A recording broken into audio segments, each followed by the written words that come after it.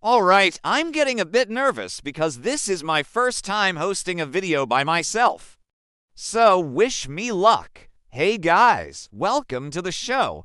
Let's talk about basic hardware troubleshooting. Now, whether your computer just won't turn on at all, or it turns on but nothing shows on your monitor, or maybe your printer just refuses to print, these are some of the most common issues people face when using technology, and these simple steps should help you identify and fix the root causes of these problems. But let's go ahead and get started. And the very first thing you want to do whenever you're refacing any kind of hardware issue is actually understand the problem, and this might seem really silly, but it is really important before you start taking anything apart or replacing anything that you take a minute to properly assess what the actual problem is, because you do and want to end up replacing something that wasn't the issue. So the first question you should ask yourself is, does the device turn on? And if it does, okay, that's great. What does it display? Is there an error message? Does it show anything at all? Is the screen blank? These are all details that are going to help you identify the root cause of the problem. Also, listen for any unusual noises. Is the computer making any strange sounds when you try to turn it on? All of these observations will help you narrow down what the issue is. Is it a software problem or is it a hardware problem? Because once you know what kind of problem you're dealing with, then it lines be much easier to identify where to look and what steps to take to fix it. Let us say that you've turned on your computer and it just doesn't make a sound at all. There's no fans spinning up, there's no lights, it doesn't respond to anything, it's completely dead.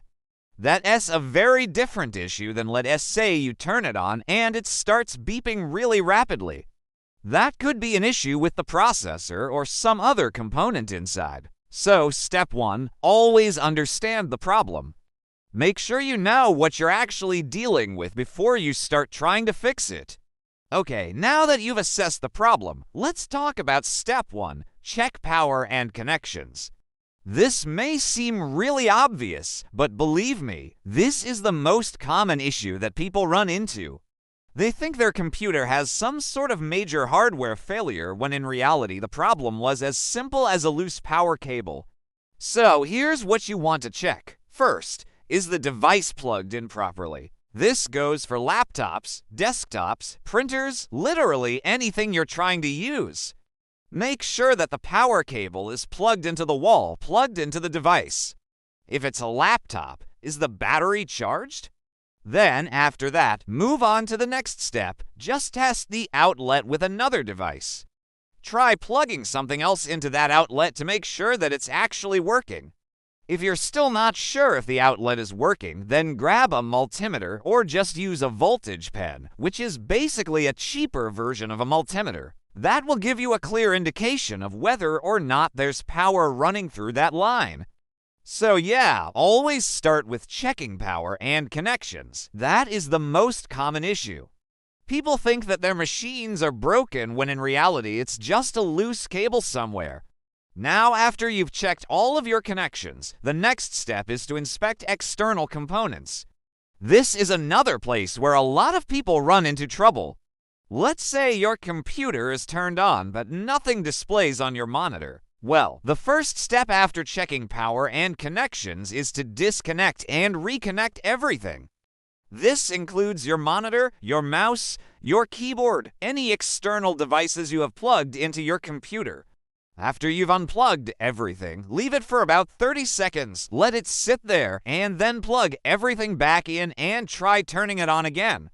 Now, if you have a laptop, you may even want to remove the battery for a few minutes and then put it back in and try charging it. Sometimes it's not a bad idea to just restart the machine, let it sit there for a few seconds, and then plug it back in and see if that fixes the problem. Now, if it's still not working, the next step is to test those devices on another computer.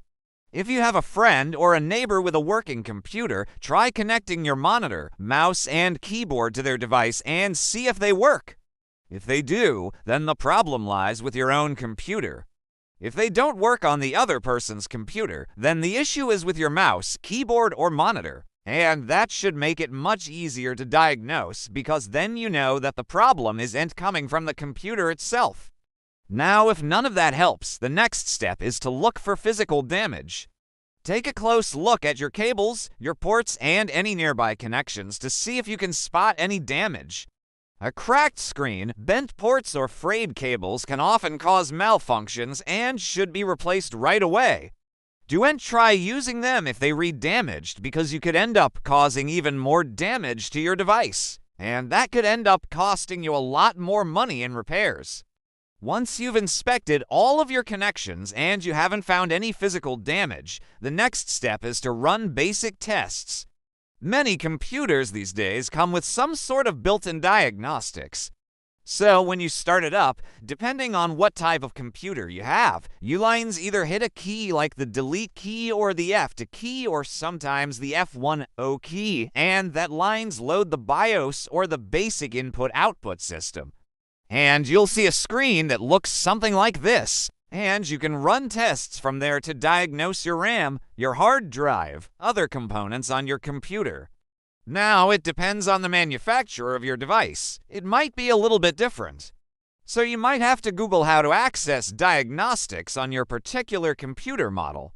But most computers these days will have some sort of built-in test functionality that you can use to run tests and see if there is something wrong with one of your components. If you find a problem with one of your components, then you can replace that individual part rather than replacing the entire device, and that can save you a lot of money.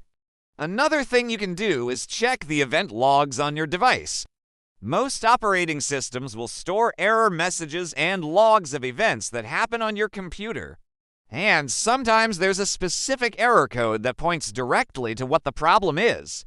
So, for example, on Windows, you can open the event viewer and look for any errors that might point to a hardware issue. So yeah, I recommend Googling how to view event logs on your particular device and go through those logs to see if you can find anything that might help you troubleshoot.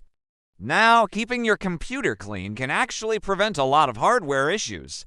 Overheating can cause sudden shutdowns and really slow performance. And if you live in a dusty environment, or maybe you have pets, then it's even more important to keep the vents and fans on your computer free of dust. Compressed air is really cheap and it's well worth having on hand to blow out dust and dirt from your computer. Make sure you use compressed air rather than just like a can of air freshener or something like that because you don't want to use any sort of liquid near your computer. You just want to use compressed air to blow out any dust or dirt, but yeah, keep your computer clean. That's another thing that can prevent a lot of hardware issues. Finally, the last step is to know when to call a professional. Now, if your troubleshooting doesn't fix the problem, or if you suspect damage to internal components such as the motherboard or the power supply, then it's probably best to contact a local repair shop or an experienced technician. Of course, if you're feeling adventurous, you could try opening up your computer and replacing things yourself, but that can be tricky, and if you don't know what you're doing, you could end up causing more damage and ending up spending more money in repairs. So yeah, that's the last step. Know when to call a professional. So hopefully this video helped you guys out. If it did, please hit the like button. If you learned something new, then consider subscribing. Thank you guys for watching and have a good day.